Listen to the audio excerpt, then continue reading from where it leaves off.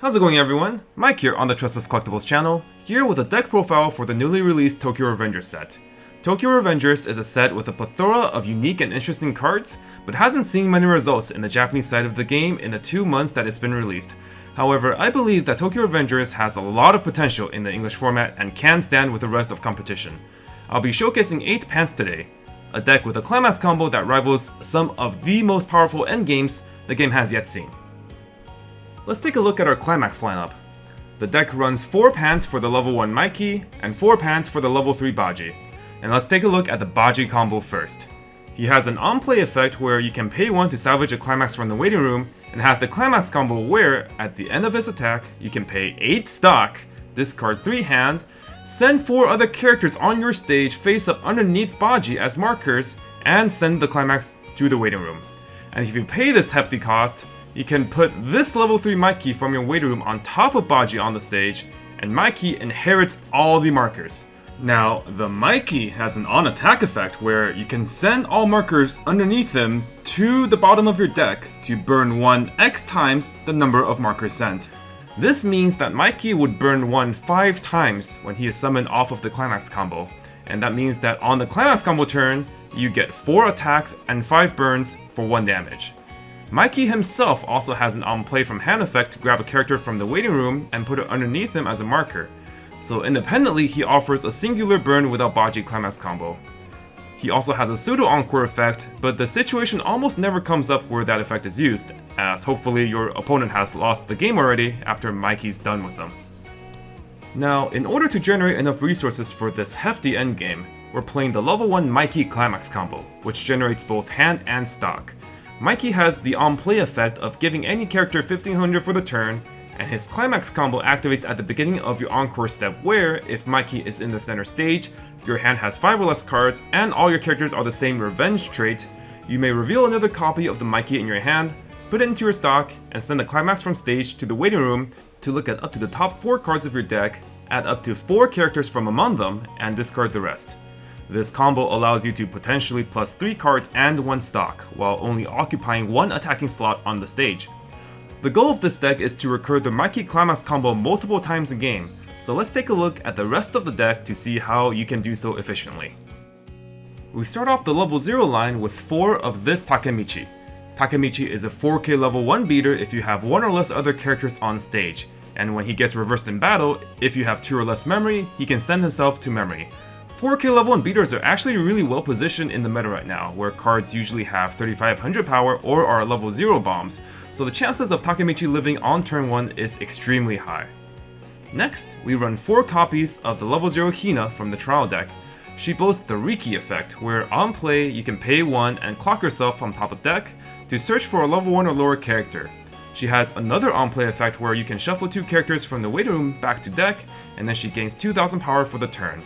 Damage-based selective advantage like Hina is highly coveted in most sets, since it does help us search for whatever pieces we're missing in preparation for level 1. Next up, we have this level 0 Mikey. On play, you can put 1 character from hand to clock to look at up to the top 5 cards of your deck, add up to 1 character from among them, and mill the rest. He also gets 1000 power per each of your opponent's characters on stage the turn he's played, putting him at a maximum of 6500 power with a full board. Mikey is not only a great way to handfix and mill through our deck without paying stock, but he also doubles as a beater that can challenge even level 1 cards. He also helps us color fix, since you can choose what character you put from hand to clock, which greatly increases the consistency of our multicolor level 1 game. Following up, we run 3 copies of the Mitsuya Brainstorm. He's a tap self-salvage Brainstorm and also has a resonance effect which we don't actually run in this list. Since Mikey Climax combo gives you a lot of random cards from the top of your deck, brainstorming is the primary way to sculpt a proper hand moving into the late game. The next card is another Mitsuya back row. He has a startup effect to pay 1 stock and rest himself to reveal the top card of the deck, and add that card to your hand if it has a soul trigger icon, which does include climaxes. His second effect, however, is the one that really makes this deck tick. At the start of your opponent's attack phase, you can discard a card to choose one of your characters and send it underneath Mitsuya face up as a marker, and it comes back on stage at the start of your next draw phase. Essentially, this effect gives any of your characters hand encore, except they leave the field and don't get reversed by your opponent's character, so you can deny on-reverse effects as well. This effect also helps discard any extra climaxes you don't want in hand, which is especially useful since we are running an 8-pants deck. The primary target of this effect is the level 1 Mikey, who you want to keep around multiple turns to recur advantage with this Climax combo. We're running some utility cards to run out our level 0 line, 2 Muchos and 1 Draken and Mikey. The Mucho has the same on-play effect as Soe from Slime, where on play you can discard a card to reveal the top card of the deck, and salvage a character level X or lower the revealed card. This is a great way to filter out extra climaxes and grab something more useful, while at the same time offering information on the top card of the deck. You could even combine this effect with the previous Mitsuya to grab that revealed card to hand if it has a soul trigger. Draken and Mikey is a climax swapper to increase our consistency on finding the right climax. They also have the on-play effect where if either player has 5 or more memory, they have to remove cards from their memory until they have 4. Let's move on to the level 1 lineup. We run 3 copies of this trial deck Takemichi, which is a 5500 body on board as long as you have 2 or more characters. He also blind stocks when he reverses a battling character when you have any climax in play, helping us along with our game plan to generate a lot of stock for our end game. Next up, we run 2 copies of this Takemichi and Shifuyu. They're 6000 base power and have the following effect where every time one of your other characters attack, they get 500 power per your other character. So if you have a full board, they get 2000 power per other attack, putting Takemichi and Shifuyu up to 10,000 power. At the start of the Encore step, if you have no other rested characters in your center stage, you can pay 1 stock to rest itself. This card allows us to keep up board presence and not have to worry about finding new characters to play every turn, especially since Mikey Climax combo only adds random cards off of the top of the deck. Finally, we run 2 Akun stock bombs. There are a lot of threats that need to be answered right now, such as Kanata and Rusha from Hololive, Lion King from Fate Grand Order, and Yo from Love Live Sunshine, and it's important our deck has answers to those threats. Akun also has the same memory effect as the level 0 Takemichi where if he's reversed, if you have 2 or less memory, you can send him to memory as well. Our next set of cards is this level 2 and level 3 Draken. The level 2 Draken is an impressive 13,500 power, but sends himself to the bottom of the deck at the start of the Encore step. This downside can be prevented with his other effect, where at the end of his attack, if the level 0 Takemichi beater is in your memory, you can pay 1, discard 1, and send him to the waiting room to summon the level 3 Draken from your waiting room in the rest position. While in the front row, the level 3 Draken gives 1500 power to all of your characters, including himself. The inclusion of this package is mostly to have a high-powered character to challenge the opponent's board at level 2. You don't have to prioritize the change effect as the level 2 Draken will already have done his job if he reversed a high threat target, and generally you want to conserve resources for the Baji finisher. 1 copy of Draken is included for the option of changing, but don't feel obligated to do so without good reason, such as the 1500 power boost from the level 3 Draken actually helping you reverse other lanes. Lastly, the deck plays a copy of this Takemichi support. In this deck, he's played primarily for his on-play effect of looking at the top 3 cards of your deck and putting them back in any order, and then bouncing an opponent's character. The bounce effect is really important to play around effects like the Maiden's counter in Ruby, or the Hachama and Rudius rest counters in Hololive and Mushoku Tensei. The Top Shock effect also helps you side on the second lane if necessary to completely play around rest counter. Direct with the lane you bounced, side on the second lane, and then you're free to front with the Baji on the third attack. Takemichi also gives characters in front of him 2000 power and the effect where, if they're front attacked, you can pay 1 and discard 1 and then they can't get reversed for the turn. This effect, while useful in decks like Standby, is largely irrelevant in this deck. Now that we've gone through all the cards, let's talk about the game plan. The game plan of this deck is simple. Generate a bunch of hand and stock to finish your opponent with the explosive Baji Climax combo, and the entire deck is built as a means to accumulate enough resources to do so. So let's talk about how to pilot the deck. Since this deck is tricolor, you will have to keep tabs on your colors, especially at level 1. Generally speaking, you want to have blue alongside any of the other colors, and you can use the Mikey level 0 to help you fix for color if necessary. Don't feel pressured to have all 3 colors at level 1, especially if you don't plan on playing all 3 colors that turn.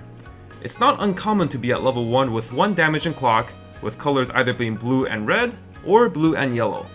The ideal cards to put into level zone are the level 0s for their respective colors, except for the Mucho and the Climax Swapper Mikey and Draken, which you do want to keep around for their utility effects. On opening mulligan, you're looking for most of your level 0s, the level 1 Mikey, and his Climax. You're generally okay with holding on to most of the level 0s you see, but feel free to ditch any extra copies of either Mitsuya back row if you see more than one. Ideally, you'll want to find cards like the Takemichi Beater and Hina Riki, which are particularly useful in the first 2 turns of the game. In this deck, your back row is always the same. 1 Mitsuya Brainstorm and 1 Mitsuya Support. These will be the back row for the entire game, as both of their effects are critical throughout all stages of the game. Use the level 0 Mikey and Hina Riki to sculpt for your level 1 Mikey combo if you don't already have 2 copies, and if you do already have 2 copies of Mikey, the next priority would be to find your Mitsuya back rows. At level 1, play level 1 Mikey to accumulate resources while using the other level 1s to answer the rest of your opponent's board. Don't be afraid to side with Mikey and let your opponent have 1 lane, as keeping Mikey alive is paramount so you can save him with Mitsuya on the swingback. Since Mikey's combo puts another copy of himself into stock at the start of Encore Step, the top card of your stock will always be a copy of Mikey. All you have to do is hit a Brainstorm the following turn to salvage it so the Mikey on board that you saved with Mitsuya can pay tossed for Climax Combo again. This is basically the game plan until you hit level 3. Play Climax Combo over and over again, generate extra stock with the Takemichi level 1, and answer threats with the 1-1 Akun Stock Bomb, 1-1 Takemichi and Shifu Beater, and the 2-1 Draken. When you're approaching level 3, you can consider not spending further resources on contesting your opponent's board, in favor of saving stock for playing more Mikeys on the finishing turn. If the matchup calls for it, find and hold on to the Takemichi Bouncer to play on your finishing turn to deny your opponent of their defensive counters. Moving on to level 3. In an ideal world, your endgame board consists of Baji and 2 Mikeys with a 3rd Mikey in either your hand, stock, or waiting room to summon off of Baji's Climax combo. However, that does require a minimum of 11 stock. Baji himself needs 5 stock and 3 hand going into attack phase, so every 2 extra stock you have to spare can be spent to play a Mikey from hand, which does offer another burn for 1. If you don't already have the Climax in hand, Baji can spend 1 stock to grab it from the waiting room. After that, it's just about playing the Climax combo and watching your opponent crumble from the pressure of Mikey's fists. Now let's talk about some alternative options that you can try out in the deck.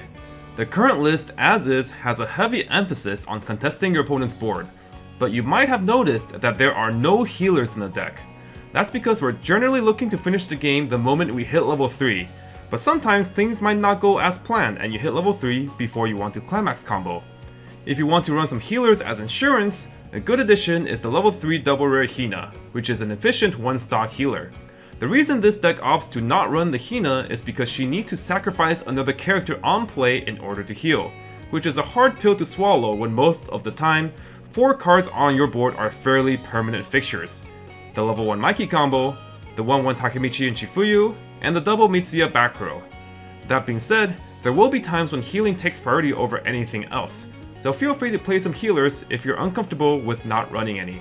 I would suggest taking out the level 2 and 3 Drakens to put in 3 healers to be able to consistently see them when you need them. Another card to consider is the Takemichi/Draken/Mikey level 0 salvage. They have an effect where both on play and when sent to the waiting room, you can pay 1 and discard 1 to salvage a character. Adding this card can increase the consistency of sculpting your hand and looping the Climax combo, instead of relying on Brainstorm. If this profile is to your fancy, I would recommend replacing the level 0 Muchos for 1 or 2 copies of this card. For my next recommendation, if you want even more stock generation, then there is this level 0 Takemichi that gives you an extra stock on play at the cost of 1 damage to clock. He also has the on play effect of sending any cost 0 or lower to the waiting room on play if your opponent only has that 1 character in their center stage, similar to how the PR Rudius from Mushoku Tensei works. For my last recommendation, Tokyo Revengers actually has a set of really good anti-meta level 0s to choose from. This Mikey and this Kazutora both have the ability to answer cards with on-reverse or on-death effects, such as Aqua from Hololive or any other Fuka Zero effect, for example. Both Mikey and Kazutora are also particularly effective against standby decks. Mikey allows you to freeze a character that will standby out in the back row, and also prevents characters like the Milim Chaser and Rudius Runner from running away from Mikey. Kazutora, on the other hand, can permanently deal with any level 1 by decreasing their level, similar to how the Shion level 0 bomb in Hololive can answer level 1s. And that does it for my Tokyo Revengers 8 pants deck profile. If having an extremely explosive finisher is your cup of tea, I can highly recommend trying this deck out. Coming up, we'll have some gameplay footage of not only this deck, but other Tokyo Revengers builds such as 8 Standby and 8 Choice. Stay tuned for those, and until next time, this has been Mike on the Tressa's Collectibles channel, and I'll see you guys in the next one.